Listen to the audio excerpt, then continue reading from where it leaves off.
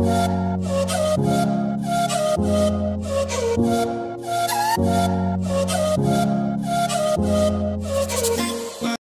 दोस्तों, नमस्कार। SMKC channel में मैं आप सभी लोगों का दिल से बहुत बहुत स्वागत करता हूं। दोस्तों, हम बात करने वाले हैं लॉयड स्टील शेयर के बारे में। अगर हम यहाँ पर बात करें तो हमने यहाँ पर बात की थी लॉयड स्टील के बारे में कुछ एक दिन पहले, और हमने बताया था कि इसका मल्टी बैगर ट्रैप है या फिर मल्टी बैगर होने वाला है, और उसके अंदर क्या सपोर्ट होने वाला है, क्या रेजिस्टेंस होने वाला है और क्या मूवमेंट दिखाएगा, और उसी के अकॉर्डिंग उसने मूवमेंट दिखाया है आज। तो इसीलिए मुझे वीडियो बना के आपको फिर से बताना पड़ा कि जो पैटर्न हमने प्रेडिक्ट किया था ना, सेम टू सेम पैटर्न बनता हुआ दिख रहा है, और वो है ना अभी आगे ना एक आध महीने है ना उसी पैटर्न को फॉलो करेगा। तो देखिए, एक हफ्ते पहले भी मैंने आपको ये प्रेडिक्शन बताया था, और वही प्रेडिक्शन ये मार्केट में हुआ है। 550 लोगों ने देख लिया था और उन्होंने ज़रूर की ज़रूर इससे फ़ायदा भी उठाया होगा। तो जानते हैं कि वो प्रेडिक्शन क्या था, और अगर आपने वीडियो नहीं देखी थी पहले वाली तो आपके लिए ये वीडियो बहुत ही इंपॉर्टेंट होने वाली है, क्योंकि देखिए ये तीसरा वीडियो, यानी मैं हर हफ्ते एक वीडियो अपलोड कर देता हूँ और आपको बता देता हूँ कि लॉयड स्टील के बारे में कि क्या होने वाला है, क्या उसके पॉसिबल सपोर्ट है, रेजिस्टेंस है, और वो किस तरह आगे अपना मूवमेंट दिखा सकता है। देखिए, वीडियो लंबा नहीं करना है मुझे, और information short and sweet and brief way में आपके सामने प्रेजेंट करना है। तो अगर आपको ये इन्फॉर्मेशन पसंद आए ना तो आप कमेंट में ज़रा मुझे बता देना। सीधा चलते हैं वीडियो की तरफ। ये आपके सामने चार्ट ओपन कर दिया है मैंने, आपको 1 मंथ का चार्ट पैटर्न आपको दिख रहा है। तो अगर यहाँ पर देखो तो यहाँ पर मैंने बताया था कि 3 रुपये 80 पैसे से यहाँ पर रिट्रेसमेंट देगा, लेकिन फिर बाद में देखिए इसने 3 रुपये 75 पैसे पर इसने डाउनवर्ड मूवमेंट दिखा दी। अब देखिए हमें ना बहुत ही अच्छा ट्रेंड फॉलो होता हुआ दिख रहा है। अगर हम यहाँ पर देखें तो ये ऊपर की तरफ से, अगर हम यहाँ पर देखें, ये देखिए मैं आपको सीधा है ना चार्ट पर यहाँ पर सीधा समझा देता हूँ। देखिए अभी ये स्टॉक कैसा मूव हो रहा है ना, ये एक पैटर्न में मूव हो रहा है। देखिए ये देखिए, ये पहले उसने एक सपोर्ट बनाया, फिर उधर तक गिरा सपोर्ट तक, फिर वो ऊपर गया, फिर वो नीचे आया ना तो वो उस सपोर्ट तक नहीं आया, उसने थोड़ा ऊपर अपना सपोर्ट बना लिया, ठीक है। फिर उधर से उसने रिट्रेसमेंट दिया, ऊपर गया, एंड देन फिर से नीचे आया ना तो वो उधर तक नहीं आया जिधर पहले आया था। यहाँ पर अगर हम देखें तो वो पहले इधर आया था, फिर उसने अपना सपोर्ट को ऊपर कर दिया, फिर से उसने अपने सपोर्ट को ऊपर कर दिया, एंड देन अभी उसका सपोर्ट ये दूसरा हो गया है जो ऊपर की तरफ है। अगर हम यहाँ पर फिर से वो ड्रॉप कर देना तो हमें पता चलेगा कि ये वो थोड़ा ऊपर गया, फिर ऊपर गया, फिर इसका सपोर्ट ऊपर गया। यानी हमें पता करें ये पहला, दूसरा, तीसरा, ये अपने सपोर्ट को ऊपर ऊपर करते जा रहा है, एंड देन जैसे जैसे इसका सपोर्ट ऊपर ऊपर होते जाएगा ना, वैसे वैसे ये स्टॉक ऊपर की तरफ मूवमेंट करते जाएगा। ये देखिए पहला सपोर्ट, दूसरा, तीसरा, चौथा, पांचवा, छठवा। ये देखिए इसने सीधा हमें एग्जांपल दिखा दिया है कि पहला सपोर्ट यहाँ पर हमें लिया उसने, लेकिन फिर अच्छी रैली आ गई, और न्यूज़ भी मैंने कवर किया था कि रैली आने वाली है, और वो रैली आई, और वो रैली की न्यूज़ में अभी यहाँ पर डिटेल में एक्सप्लेन नहीं कर सकता हूँ। अगर आपको जानना है तो न्यूज़ देख लो पहले की वीडियो में, पर उसको देखने की इतना कुछ ज़रूरत नहीं है, बिकॉज अब हम फ्यूचर के रिलेटेड हम बात कर रहे हैं। देखिए पहला यहाँ पर उसने अपना सपोर्ट दिखाया, यहाँ पर पहला सपोर्ट आ गया, ठीक है, फिर वो यहाँ पर आया, दूसरा सपोर्ट, तीसरा सपोर्ट, चौथा सपोर्ट। अब चार्ट बहुत छोटा है, लेकिन अगर मैं आपको समझाने की कोशिश करूँ तो यहाँ पर देखिए ये आया 45 का लेवल। अब वो सेकेंड टाइम जब ही नीचे आया ना तो उसका लेवल 45 से 50 हो गया, यानी आप अगर नोट करके चलो तो 5 पैसा इसका लेवल ऊपर हो गया।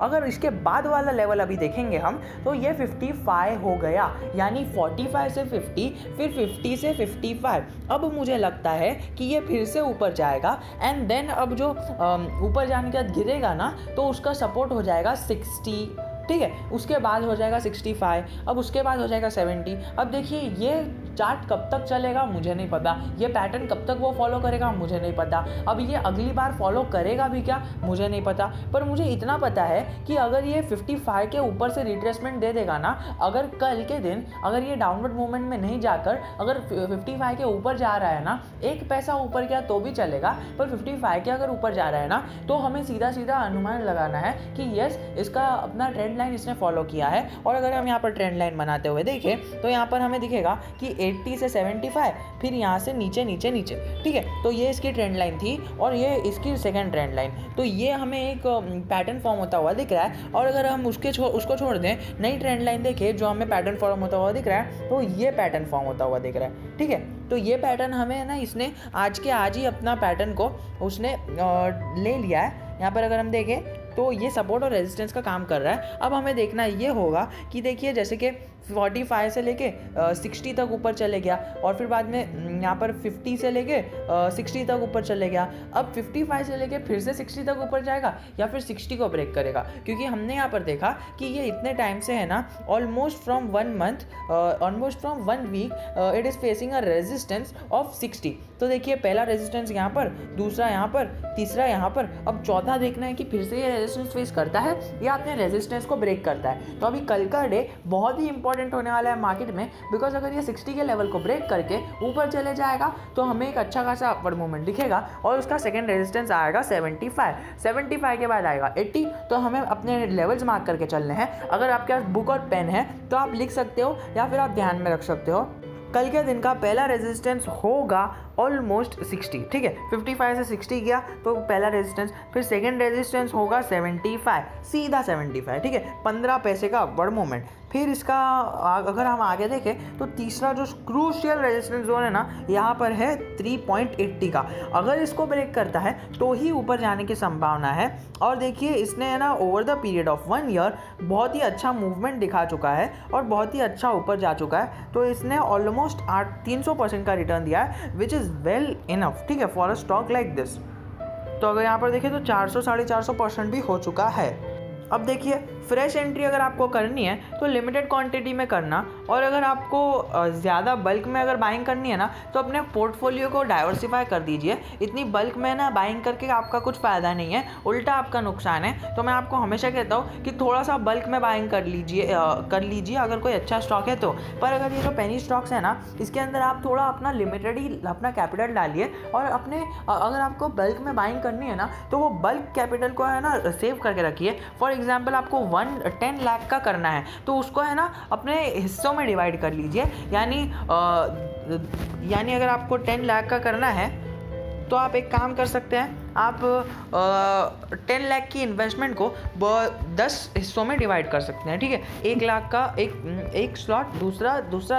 अब हमने देख लिया कि अभी हमने ये सिलेक्ट कर लिया कि 10 हिस्सों में डिवाइड कर दिया। अब हमारा जो 1 लाख है वो भी हमें किसी एक स्टॉक में नहीं डालना है, उसकी हेजिंग करनी है। फॉर एग्जाम्पल हमें ना SIP स्टार्ट करनी है। अभी नॉर्मल वाली SIP नहीं, हमें अपने हिसाब से SIP करनी है, यानी हमें हर हफ्ते या फिर हर महीने या फिर हर दिन थोड़ा थोड़ा पैसा डालना है। सो फॉर डैट अगर वो नीचे आएगा तो हम थोड़ा ज़्यादा खरीद सकते हैं, एंड देन अगर वो ऊपर जाएगा तो हमें थोड़ा कम खरीद सकते हैं, या फिर अगर हम उसे बेचना चाहें तो बेच सकते हैं। तो हम ऐसा करके है ना अपना अच्छा खासा पोर्टफोलियो डाइवर्सिफाई कर सकते हैं और डिज़ाइन कर सकते हैं, और हमें अच्छा बेनिफिट मिलेगा with the time value of money and all that benefits of doing SIP and systematic investment plan. So अगर आपको वीडियो पसंद आया, स्मैश दैट लाइक बटन और कमेंट करके ज़रूर बता देना, और अगर ख़राब लगा ना तो कमेंट करके मुझे ख़राब लिख देना, मुझे भी पता चलेगा कि यार मेरे वीडियोस अगर ख़राब है तो मैं उसको इम्प्रूव करने की कोशिश करूँगा। तब तक के लिए जय हिंद, जय भारत।